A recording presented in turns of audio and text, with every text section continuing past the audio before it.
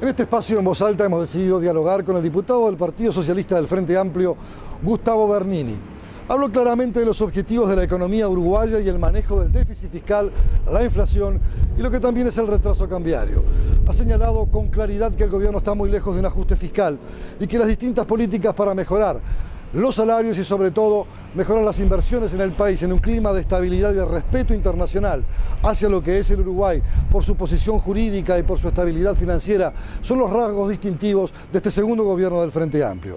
Pero también el diputado Bernini, hablando de otros temas, ha dicho que, por ejemplo, los presidentes de los clubes de fútbol sabe perfectamente quiénes son los que tienen la droga. Lo digo acá. Dijo con esto que ellos tienen un papel muy importante para jugar y un rol clave para que la convivencia y la violencia sean dos factores antagónicos y que uno reine, que es la convivencia frente a una violencia instalada no solo en el deporte sino en toda la sociedad. Pero interpeló a las autoridades a que se hagan responsables de estos espectáculos públicos, como lo ha señalado también el ministro del Interior, Eduardo Bonomi. En Voz Alta, Gustavo Bernini es nuestro invitado. Diputado Bernini, gracias por recibirnos y sin duda hay temas muy importantes y el acontecer económico del país está de alguna manera planteando y pautándonos o nos interpela qué pasa con ese déficit fiscal, 2,8%, muy elevado. La inflación también se ha disparado más de lo que tal vez ese rango meta fija y se agrega el otro tercer componente que fueron todos motivos de una interpelación que desarrolló el senador Bodaberry y el ministro de Economía y Finanzas, como es el tema del retraso cambiario, eso de que recibo dólares pero los costos en pesos son más altos que los dólares que recibo y la situación económica de las empresas se puede resentir en un escenario de crisis mundial. Pero lo primero, ¿es controlable ese déficit fiscal? ¿Es controlable por acuerdo de precios la inflación? ¿O simplemente son artilugios como para poder sostener algo que en el fondo puede desparramarse de manera nociva? Yo creo que son las preguntas que están en el debate político, que muchas veces la opinión pública no accede a ese debate en función de la complejidad de los términos que muchas veces se utilizan, y que principalmente, como bien decía, el tema de la interpelación, luego la visita del ministro, por su propia voluntad, este ministro de Economía ha instaurado que una vez por año, cuando inicia el periodo parlamentario, pide para venir a la Comisión de Hacienda de Diputados, que en este momento estoy presidiendo yo, y que hace unos días atrás, luego de la interpelación, concurrió y estuvimos hablando más de 4 horas con el ministro y su equipo. Decía que son los temas de actualidad. Y lo importante que a mí no me sorprendió, pero realmente me provocó un orgullo importante desde el punto de vista político, fue la contundencia con que el ministro respondió en la interpelación, porque naturalmente el esfuerzo que hizo el ministro fue contextualizar. Yo creo que la oposición, cuando ataca por estos temas, que no dejan de ser complejos, y ahora vamos a ingresar a ellos, da una pauta, una idea o una sensación, transmite a la opinión pública prácticamente que estamos al borde de la catástrofe, que esto es un caos, que estamos al borde de una crisis, y la virtud que tuvo el ministro fue de contextualizar. Empezó a comparar situaciones a partir de ese contexto, de cómo está el país. Y realmente fue tan demoledor el planteo del ministro que aventó cualquier tipo de contrapropuesta o respuesta de la oposición para abundar sobre la supuesta catástrofe en la que estábamos inmersos. Porque en definitiva, toda esta situación, a diferencia de las crisis que se dieron, sobre todo en el 2002, pero anteriormente, cuando pudo haber algún pujo de inflación, cuando pudo haber un problema de incremento del déficit fiscal, se dieron en un país que no tenía inversión, que no crecía, que había índice de desocupación de 2 dígitos, que el salario real estaba sumergido y perdiendo día a día su capacidad adquisitiva, que el BPS tenía un nivel de afiliación y de formalidad de la economía, la DGI, que objetivamente impedían cualquier perspectiva de aplicar esos ingresos al gasto para el desarrollo del país. Hoy estamos en una realidad absolutamente diferente. Día a día, bueno, hace pocos días atrás, nuevamente sale la cifra de desempleo, de 6.7 baja a 6.1. Siguen estando en niveles históricos que el país no conocía. Si uno analiza el tema de las exportaciones, por ejemplo, en un mundo donde por un lado la crisis europea todavía no se sabe bien cómo va a culminar, en un mundo donde la China y la India han desacelerado un poco sus niveles de crecimiento económico, con todos los problemas que tenemos a nivel de la región, con una Argentina que está aplicando medidas proteccionistas que nos están afectando, con un Brasil que creció 1% el año 2012. Sin embargo, el Uruguay, con toda esa realidad, acaba de salir la cifra, nos habíamos propuesto o preveíamos crecer un 4% más del Producto Bruto, crecimos un 3.9%, o sea, un 4%. O sea, un país absolutamente diferente. Un país que tuvo promedialmente, desde que se empezó a medir cuánto se aplica de inversión anualmente, desde la década del 60 para acá, el promedio era un 2% anual de inversión respecto al Producto Bruto. Hoy estamos en el 22%. Hace 8 años que el país está creciendo un 22%.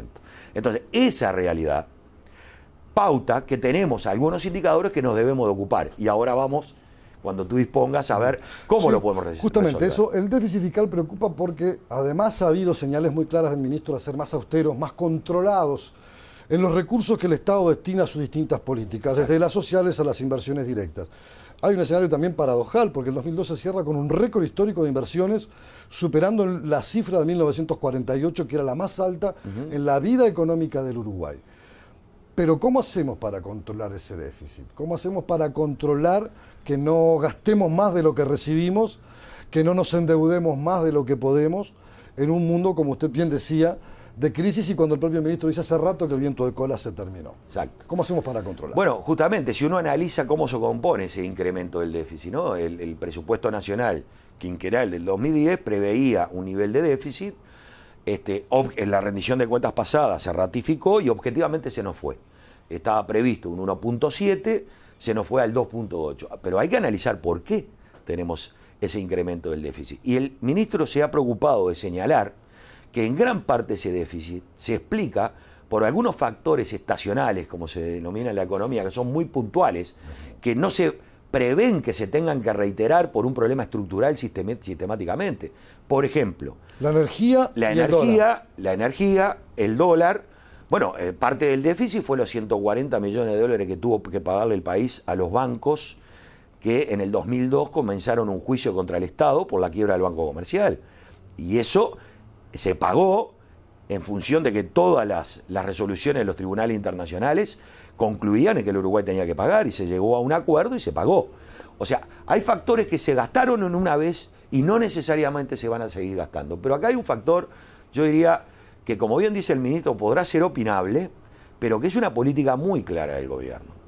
Estados Unidos, de la crisis del 2008, dijo: nosotros vamos a bajar la tasa internacional por las colocaciones que se puedan hacer prácticamente a cero hasta que lleguemos a un nivel de inflación de desempleo en Estados Unidos de un 6.8%. Fíjense, la meta de Estados Unidos es superior al desempleo que tenemos en el Uruguay. El ministro dice: nosotros no podemos como país, en función de políticas que lleva adelante Estados Unidos, tener en el Uruguay que pagar el precio de que esas políticas que impactan a nivel internacional eviten o impidan que el Uruguay continúe en un proceso de desarrollo, de crecimiento, de inversión, y sobre todo de que esa inversión y ese crecimiento se logre distribuir en forma mucho más equitativa de lo que se había venido haciendo. Le pongo otro tema porque es importante. El ministro incluso ha alertado al propio gobierno, a sus compañeros ministros, a cuidar el gasto. Se ha opuesto a algunas medidas, ha sido muy claro. Incluso ahora ha dicho que, por ejemplo, aumentos de sueldo por productividad pueden ser un factor nocivo para el conjunto de la economía, incluso por el impacto que pueden tener en la inflación. Hay que hacer una doble negociación entonces en el gobierno, hacia adentro primero, presentar después eso al país y negociar en el país, o trabajar con los distintos actores. ¿Se está en ese escenario tan complejo? Yo creo que la vida... Para no relativizar y no decir las cosas como son. Está muy bien. La vida es una negociación, y en política más. Yo no conozco gobierno en el mundo, ni aún aquellos que eran autoritarios como las dictaduras, que no tuvieran dentro de los componentes del gobierno una negociación, porque objetivamente no es lineal. Yo creo que en todo caso el gobierno del Frente Amplio ha tenido la capacidad, por la propia composición de la fuerza política, y si uno lo analiza el comportamiento de las bancadas parlamentarias en el desarrollo de la actividad política cotidianamente, el Frente Amplio tuvo alguna dificultad muy puntual, donde se quebró la unidad de acción, Pero sin embargo vemos como cotidianamente las bancadas de la oposición votan diferente entre ellos. Yo le pongo el ejemplo del matrimonio igualitario. Son temas muy fuertes, donde objetivamente hubo un quiebre de la unidad política de los sectores de la oposición cuando el Frente Amplio primero discute adentro, trata de resolver y consensuar y después impulsa. Pero hay crisis o problemas de liderazgo dentro del gobierno. Uno tiene esa percepción. E incluso sobre el tema de economía, se hablaba de los dos ministerios, las confrontaciones fueron públicas, incluso un consejo de ministros duro, con debates profundos, en el cual tuvo que intervenir el propio presidente para tratar de poner paños fríos a una situación que incluso llegó casi a amenazar con la retirada del ministro. Por eso pregunto, con este tema del ajuste, del déficit fiscal, no del ajuste, me corrijo, con esta solicitud de que sea austero el propio gobierno, ¿hay comprensión, hay captación de esa idea? ¿Hay una unidad comprometida, férrea en esta materia? Porque es una sensación, una señal fuerte hacia afuera del gobierno. Yo creo que no hay ninguna duda, porque el ministro de Economía, el de Desarrollo Social, el de Industria, el presidente de la República o el militante más de base del Frente Amplio tienen el mismo discurso. Acá el gasto que se ha aplicado para sacar al país de la pobreza, para mejorar los ingresos de los hogares, para prestar servicios de salud, para alimentar a la educación con recursos y para todas las políticas públicas que implican distribuir la riqueza que generamos los uruguayos, no está en discusión. Acá no va a haber ajuste fiscal. Lo dice el ministro de Economía, lo dice el presidente de la República, lo dice cualquiera. Retiremos ese tema porque es lo que reclama la oposición. Claro, ellos estaban acostumbrados a aplicar ese tipo de políticas. Los recortes. Para que quede claro, ajuste fiscal se traduce en rebaja de salario, en reducir los presupuestos para los sectores más impactantes desde el punto de vista social. Las políticas sociales. Exacto. Y lo que son los recursos para el desarrollo de las políticas públicas. Lo que en todo caso todo ministro de Economía debe plantear, y en el Uruguay hay un solo ministro de Economía, porque luego de aquel suceso que usted describía, objetivamente quedó claro el fortalecimiento del ministro de Economía y el liderazgo en materia económica que tiene. Lo que sí está, en todo caso, en la voz de todo ministro de Economía del mundo es la austeridad en el gasto que no implique cuestionar las políticas públicas. Esto quiere decir, es efectivamente cierto, las empresas del Estado uno de los inconvenientes, entre comillas, que hemos tenido es que se han ejecutado los recursos adjudicados a nivel presupuestal en forma óptima. O sea, ustedes saben bien que se adjudican 100 pesos para determinado programa, determinado ministerio, y normalmente nunca se ejecuta totalmente. Sin embargo, se ha sido eficiente en el gasto por programa en función del presupuesto dado. Y eso impacta objetivamente. Lo que plantea el ministro, que yo creo que es compartible, es que en todo caso, en esta rendición de cuentas, con un escenario internacional, con más incertidumbres que antes, sin cuestionar en absoluto el gasto que ya venimos llevando adelante para llevar adelante las políticas públicas, sobre todo aquellas de alto contenido social, lo que va a propender es a tratar de evitar el gasto, yo no diría superfluo, pero los gastos evitables, que pueden ser gastos de funcionamiento, que pueden ser otro tipo de gastos que objetivamente no cuestionen esas políticas, pero que de alguna manera colaboren y contribuyan a la estabilidad. Porque el ministro, yo y cualquier ciudadano está de acuerdo que el déficit fiscal hay que tratar de equilibrarlo. ¿Y es posible? Ahora, totalmente. Porque ¿es manejable? Es manejable. Hay un factor que no va a ser manejable y es lo que gasta el Estado, sobre todo el Banco Central, con los miles de millones de reservas de dólares que tiene, que es un colchón enorme para el país. Es como si yo en mi casa, cuando veo que la cosa viene media complicada, trato de guardar un volumen de dinero para poder cambiar situaciones no previsibles, pero para poder tener todo ese dinero, el Estado tiene que pagar, el gobierno paga intereses, y no los puede colocar, porque en realidad los coloca al 1,5%, que es lo que se paga de tasa internacional. Ahora, el tema de la política de tasas, que yo decía que Estados Unidos está empecinadamente a la baja en el tema de las tasas, esto no va a perdurar indefinidamente en el tiempo. Hoy nos toca pagar para tener tranquilidad y tener reservas. Quizás dentro de un par de años, 3 años, esas reservas también van a redituarle al país, porque puede haber una política internacional a nivel de tasas que generen mayor rentabilidad para el país. Pero es un precio que estamos dispuestos a pagar para tener la estabilidad y para poder seguir llevando adelante este desarrollo económico y productivo notable que ha tenido el país y con distribución de la riqueza. Lo dejo planteado para la vuelta a la pausa el otro gran tema, la inflación. Es el impuesto encubierto, o un impuesto, para llamarlo de alguna manera, que más castiga a los sectores que menos tienen. Rango meta 4 o 6%. Mucha gente se pregunta, ¿pero realmente es una previsión razonable en este escenario? Después de la pausa me lo Bueno, comentará. encantado. La ley en tu lenguaje. Es importante que sepas que todos nacemos libres e iguales en dignidad y derechos. No importa cuál sea tu color de piel o de dónde seas, ni tu religión ni tu identidad sexual. Contás con una ley que te protege contra toda forma de discriminación. Conoce más sobre esta ley en impo.com.uy/discriminación. Importa que lo sepas. IMPO, Centro de Información Oficial. Solo a través del correo uruguayo podés mandar un bozal para Yacaré. ¿Un bozal para Yacaré? No, un bozal para Yacaré Artigas. Ah. El correo uruguayo llega hasta donde quieras.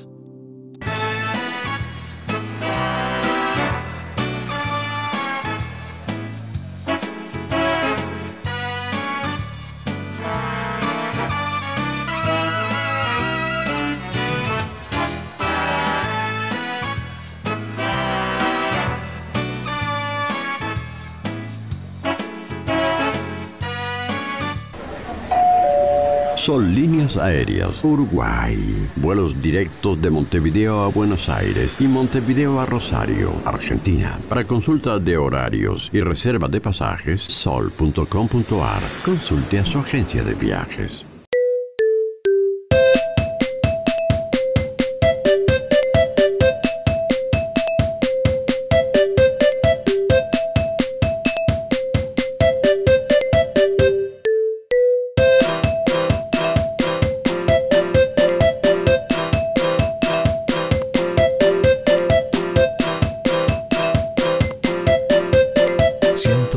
Días de vacaciones, fines de semana. Tenés todo un país para disfrutarlos. Uruguay Natural, Ministerio de Turismo y Deporte. Estamos con el diputado Gustavo Bernini del Partido Socialista del Frente Amplio. La pregunta planteada antes de la pausa: ¿es razonable una inflación entre el 4 y el 6% cuando los primeros 3 meses del año la inflación ha tenido un crecimiento mucho más allá de las pautas o expectativas que el gobierno tenía? ¿Se puede sostener ese rango meta? En primer lugar, nuevamente, caractericemos una inflación menor de un dígito. Primera conclusión, de acuerdo, cuanto más cerca de cero de inflación, mejor. Aunque no somos fundamentalistas y sabemos que la inflación es un factor más de la economía y que en la medida que exista dentro de una política macroeconómica como la que tenemos en el Uruguay, donde el país sigue creciendo, donde sigue habiendo inversiones, donde continúa el incremento de la producción, donde sigue bajo el desempleo y donde el salario real sigue creciendo, objetivamente es un factor que puede tener cierto nivel de crecimiento por encima del rango. Muy limitado. No estamos hablando como en los tiempos de la década del 85 al 90 y del 90 en adelante, que llegamos a tener 122% de inflación. Los acuerdos de diciembre que dice la oposición intentaron controlar una inflación para que no se disparara a los 2 dígitos, pero que después siguió en su crecimiento normal y que advierten puede llegar a los 2 dígitos este año. ¿Cómo son tomados por ustedes? Bueno, en primer lugar, insisto, lo que se pudo haber excedido del rango meta no es un drama. Se estuvo cerca. En segundo lugar, sí, claro, en política y en economía esto es así. Las políticas llevadas adelante para contener en cuanto a las herramientas no ortodoxas que el gobierno aplicó, como para tratar de llegar a un acuerdo de precios con los grandes superficies, o en definitiva, que algunas políticas de las empresas públicas, como a mí, como a usted seguramente, le benefició haber consumido menos energía en determinado momento a partir de un plan estratégico de UTE, y que eso significó que usted pagara menos, y yo también, de la factura, por ese esfuerzo, en el peor momento en cuanto a la sequía del país, y que todos sabemos que el petróleo no lo controlamos nosotros, y es lo que cuando no hay agua tenemos que acudir a él para generar energía, tuvo un impacto objetivamente en la baja de la inflación. Ahora bien, los 2 primeros meses, donde hay un ingreso brutal de movimiento en el mercado de dinero en función del turismo, el turismo interno también, ¿no? Había que ver en Semana de Turismo, yo me quedé en Montevideo y parecía un desierto, ¿no? Eso es bueno. El uruguayo, mi vecina, el trabajador, tuvo la oportunidad de hacerse el gusto de poder disfrutar con su familia unos días de vacaciones, cosa que en este país parecía un privilegio y que hoy lo tomamos con naturalidad. Y eso es bueno, eso genera un movimiento ¿La expansión de del recursos. consumo preocupa? Sí, relativamente. Hay un consumo que es el consumo elemental. Claro, no me de refiero vida. al consumo Pero doméstico, sí, ¿no? acá hay un problema filosófico. Yo comparto lo que dice el presidente de la República, que estamos subvirtiendo una serie de valores que parece que, no en el Uruguay, pero que nos contagia en el mundo, tener capacidad de consumir, tener capacidad de comprar el último LCD que sale en el mercado o el último celular, es una prueba de mi éxito.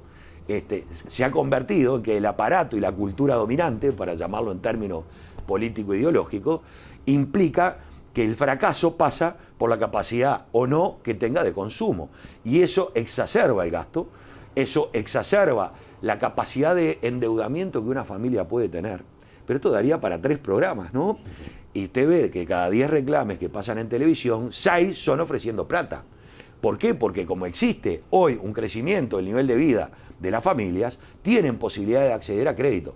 Eso tiene un riesgo. Si se hace en forma racional y equilibrada, es como en nuestra casa. Si yo me endeudo más de lo que puedo pagar, o en definitiva ese endeudamiento para comprar bienes que no son imprescindibles. Y regular ese mercado es impensado. Y es un problema. En todo caso... ¿Pasó en algún momento por la mente de los conductores de la economía la posibilidad de hacer una regulación más clara, más definida, sobre todo con el tema de los préstamos en efectivo? Personales, sí. Vamos a entendernos. El nivel de endeudamiento, las cifras que periódicamente maneja el Banco Central respecto al endeudamiento de las familias a nivel de consumo, no está pasado de esas líneas rojas que históricamente al Uruguay le han impactado. Yo le recuerdo la crisis del 2002. Ahí te ofrecían endeudarte en dólares porque estaba a 12 pesos el dólar. De un día para otro el dólar pasó a 34 pesos. ¿Se acuerdan cuando Bención dijo que no iba a haber devaluación y Jorge Valle también?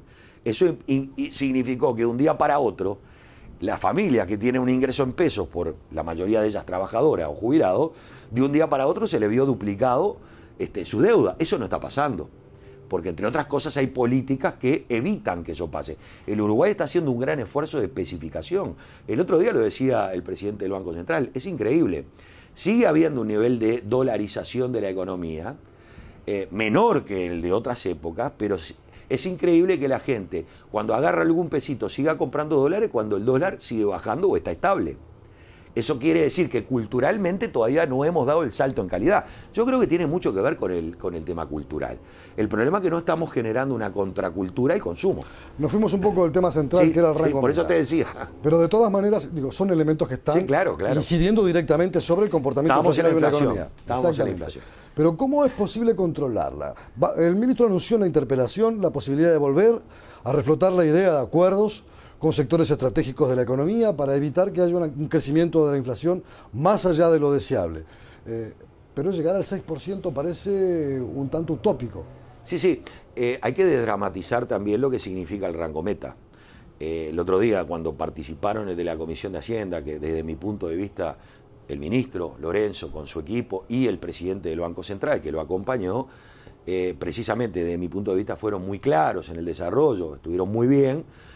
Cuando el ministro decía, ¿cuál podría ser el mensaje para lo que implican los operadores económicos en el país, que sigue teniendo una imagen internacional de estabilidad, de seriedad, que ha significado o redundado que las inversiones vengan, mucho más de lo que están llegando a Brasil, a Argentina, a la región? Hablamos de una cifra récord. Récord y que se mantiene, producto también de lo que es determinado nivel de seriedad y de estabilidad. Yo no creo que sea dramático que en vez del 6 se pase al 8. El problema es que si se anuncia que cambia el rango meta, de hecho puede tener el efecto contrario, una especie de corrida bancaria en otros términos, porque en definitiva, si uno tiene un rango, un objetivo determinado, si usted cambia y levanta la vara, ¿cuál es el mensaje que está dando? El gobierno está aflojando en su combate. Pero también a la se puede decir, si yo no cambio esa vara que me puse, estoy queriendo tapar el sol con el dedo, y es una ilusión óptica. Sería así si el cambio fuera radical y dramático. Acá no hay ningún indicador que paute que se nos va a escapar lo que es una inflación que ojalá fuera menor de la que tenemos, pero que tampoco está impactando de la manera que sí podría ser en la medida que superara los 2 dígitos o se escapara la inflación. No hay ningún indicador que demuestre que esto es así. Y acá vamos a una discusión respecto al tema del salario.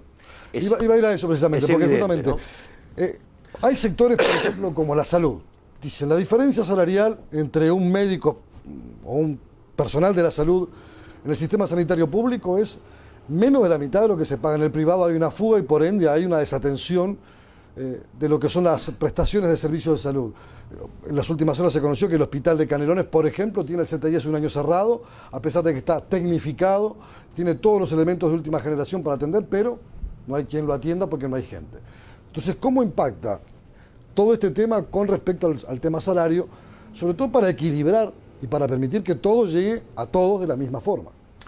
Bueno, primero voy a opinar respecto al tema de la salud. Sí. Si hay un gobierno que ha dado recursos a la salud y que los médicos se han visto favorecidos, ha sido este. En la historia de la relación laboral, salud pública, profesional... Pero no se puede desconocer este otro hecho, ¿no? Es evidente. Yo tengo mi opinión. Yo creo que estamos pagando un precio de las grandes corporaciones. Acá existe, yo no digo que sea todo igual, la mayoría no, pero existe una corporación médica que controla empresas médicas de prestación que objetivamente están de los dos lados del mostrador, trabajan en la pública, trabajan en la privada. Yo creo que este problema también viene derivado de décadas de formación de nuevos profesionales donde objetivamente no se generaron los posgrados necesarios para las especialidades médicas que hoy escasean. Yo di una batalla muy grande en el periodo pasado y se votaron algunas leyes porque en este país salían 2 oftalmólogos por año de la Facultad de Medicina y sin embargo salían 200 médicos de medicina general. Yo lo quiero decir muy claramente, de mi punto de vista se regulaba el mercado y yo estoy en contra de eso. Ahora es una batalla que quizás no lo estoy planteando en términos bélicos, lo estoy planteando en términos de qué concepción tenemos de la salud del país. Incluso la experiencia de los cubanos en el Hospital de Ojos generó también pero un justamente fuerte ustedes terremoto. recuerdan lo que fue esa batalla. Sin embargo, hoy es una de las joyitas que tenemos en este país, que cualquier persona puede ir a operarse de los ojos sin tener ningún tipo de problema en cuanto a sus recursos económicos y su capacidad de pago. Vamos a dejar planteado este tema para después de la pausa.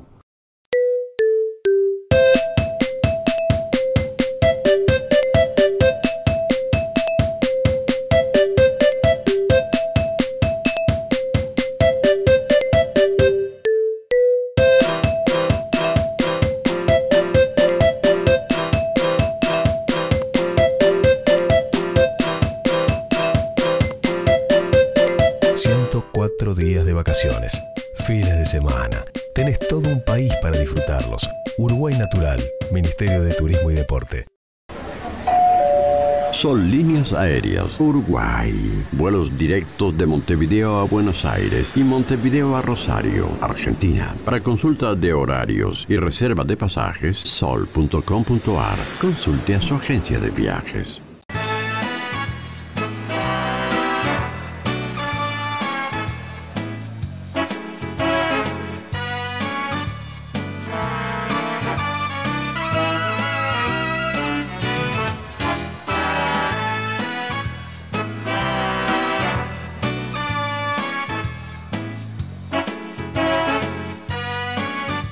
Solo a través del correo uruguayo podés mandar un portero eléctrico para tranqueras. ¿Portero eléctrico para tranqueras? No, un portero eléctrico para tranqueras Rivera. Ah. El correo uruguayo llega hasta donde quieras. La ley en tu lenguaje. Es importante que sepas que todos nacemos libres e iguales en dignidad y derechos. No importa cuál sea tu color de piel o de dónde seas, ni tu religión ni tu identidad sexual. Contás con una ley que te protege contra toda forma de discriminación. Conoce más sobre esta ley en impo.com.uy/discriminación. Importa que lo sepas. IMPO, Centro de Información Oficial.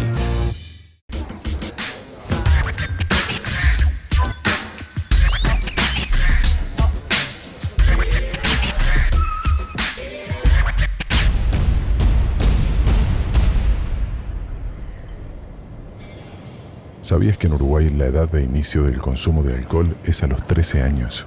A menor edad de inicio, mayor posibilidad de tener problemas con el alcohol. Conectate con tus hijos. Cambiar es posible. Junta Nacional de Drogas. Presidencia de la República. Seguimos conversando con el diputado Gustavo Berrini, temas apasionantes de la economía. Estamos enfocados en el salario, un salario real, un salario que ha permitido obtener recuperación, hay un mayor consumo.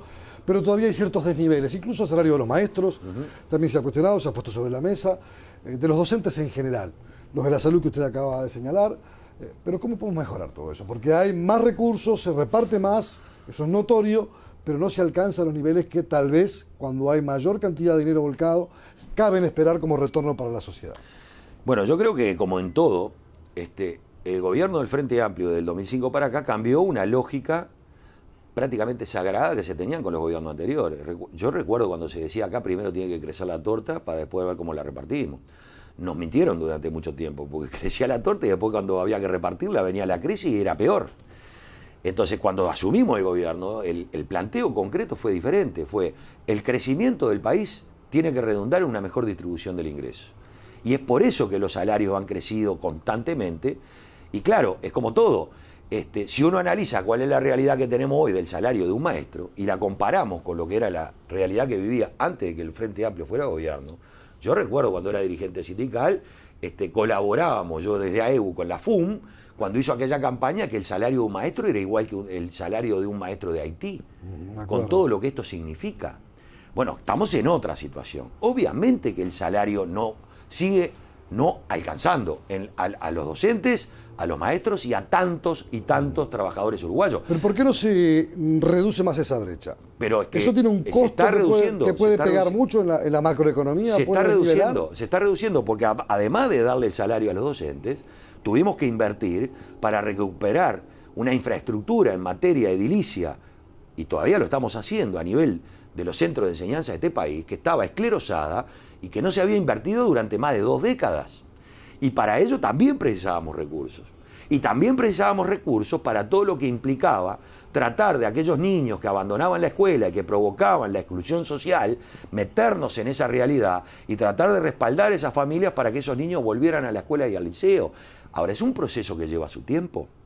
Entonces, de acuerdo a nuestro punto de vista, lo que está claro es que en la medida que el país siga creciendo a nivel económico, seguramente hay que alinear los salarios a ese crecimiento. No hay que despegar el crecimiento del país a la distribución, que de mi punto de vista no hay nada que impacte mejor que el propio salario. Es más, en el presupuesto quinquenal se votaron ajustes salariales para los públicos, en especial para los docentes y los maestros, que objetivamente cada año ya estaba votado en ese plan quinquenal un ajuste por encima de la inflación del salario real. O sea, mientras estamos hablando de esto, ya esta rendición de cuentas que viene, aunque no votemos más recursos para el salario, ya por la aplicación del presupuesto quinquenal van a tener un incremento salarial. Claro, la discusión es, ¿alcanza? Yo soy el primero en decir que no. Lo que sí quiero decir es que por lo menos vamos en un proceso y en un camino que objetivamente, de acuerdo al máximo de posibilidades que hemos tenido, a diferencia de otras políticas llevadas adelante en otros gobiernos, hemos tratado de que ese crecimiento vaya acompañado precisamente de una distribución equitativa del ingreso. Y usted me lleva a plantear otro de los grandes temas. Se hacen acuerdos programáticos entre los partidos políticos, específicamente en el tema de educación. Hay objeciones desde los partidos tradicionales a la representación sindical, que ellos lo admiten y lo toman como un tema que para ellos es de principio, y será opinable esa materia.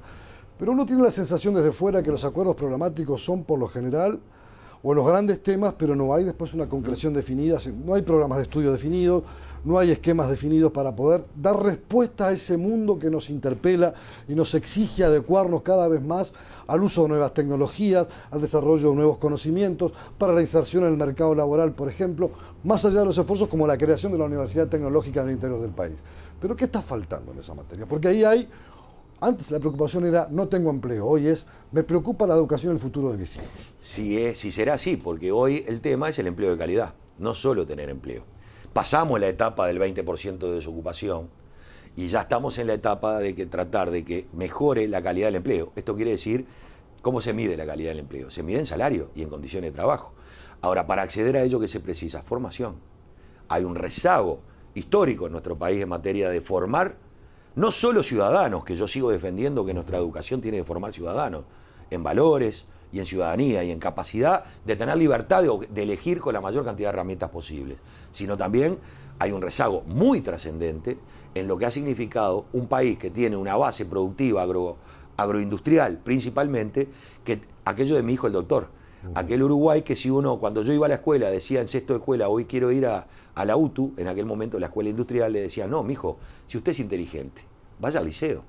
¿Se acuerdan de ese país? Acuerdo, sí. Bueno, ese paradigma cuesta cambiarlo y lo estamos cambiando. De hecho, usted lo decía. Hoy hay más opción por el mundo laboral y por la formación justamente laboral. por algo, bueno, también en esto el presidente de la República empecinadamente ha tratado de ubicar un discurso público que yo estoy absolutamente de acuerdo respecto, por ejemplo, a lo que fue la creación de la UTEC y llevarla al interior del país. El esfuerzo de la Universidad de la República, a partir de más recursos presupuestales, también históricos respecto a lo que normalmente se le otorgaba a la universidad, de investigar y de salir del país. Hace pocos días el ministro Ehrlich hablaba de lo que se está gastando ahora en inversión y cuántos investigadores que estaban diseminados en el mundo volvieron al Uruguay para continuar con la investigación. También es histórico lo que estamos invirtiendo. Ahora bien,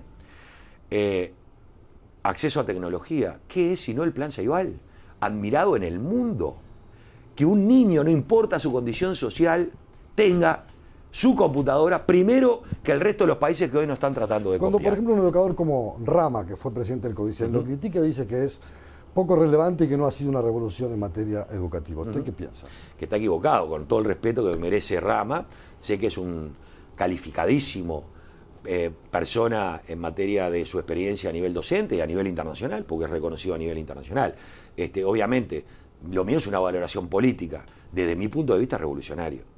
La capacidad de acceder a los medios electrónicos por parte de niños desde el inicio de la escuela, esto va a tener un impacto y se va a valorar dentro de unos años. El estímulo que significa para esos niños el hecho de poder acceder a ello, creo que es incomparable. Así como es incomparable, perdónenme, que en este país, gracias a que tenemos una empresa del Estado en materia de comunicaciones y telefonía, porque la defendimos con el plebiscito en la década del 90, hoy el acceso a Internet y a las redes es mucho más democrático y universal de lo que se puede acceder en cualquier país del mundo, donde los que tienen el poder y prácticamente el oligopolio de las comunicaciones son empresas privadas con intereses económicos. ¿Ustedes se creen que si no tuvieran tele en este país íbamos a ir a una plaza pública o al lado de una escuela como hacen los gurises para poder acceder a Internet? O que te metan las fibras ópticas a tu casa como lo están haciendo sin costo. Vamos, eso es un proyecto político. Le quiero plantear otro tema ya un poco para ir definiendo el perfil final de este reportaje, de este encuentro. Se ha dado a conocer en las últimas horas una encuesta sobre el tema de la seguridad. Y llama la atención que los uruguayos hoy son más propensos a tener armas para la autodefensa que confiar en lo que es, por ejemplo, el Poder Judicial.